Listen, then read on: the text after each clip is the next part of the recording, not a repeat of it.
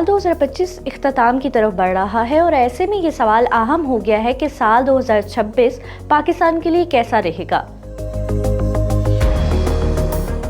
बदलती हुई आलमी सियासत, इलाकाई कशीदगी और अंदरूनी मुआशी और सियासी हालात के तनाजुर में माहिरीन इल्म नजूम 2026 को पाकिस्तान के लिए अहम और फैसला कुन साल करार दे रहे हैं।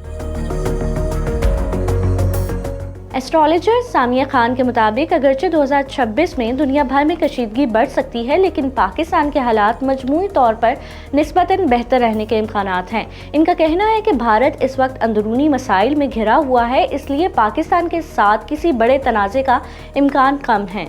वो ये भी कहती हैं कि आलमी ताकतों की तरजीहात बदलने से पाकिस्तान की जोग्राफियाई और स्ट्रैटेजिक अहमियत में इजाफा हो सकता है, जबकि मुआशी सतह पर गैर मुल्की सरमायाकारी, सनत और रोजगार के मौके बढ़ने की उम्मीद है। ताहम सियासी हवाले से सामिया खान के मुताबिक फरवरी 2026 के बाद इमरान खान के लिए मुश्किलात बढ़ सकती हैं और इनके सियासी मंजरनामे से बतदरीज दूर होने के इम्कानात जाहिर किए जा रहे हैं।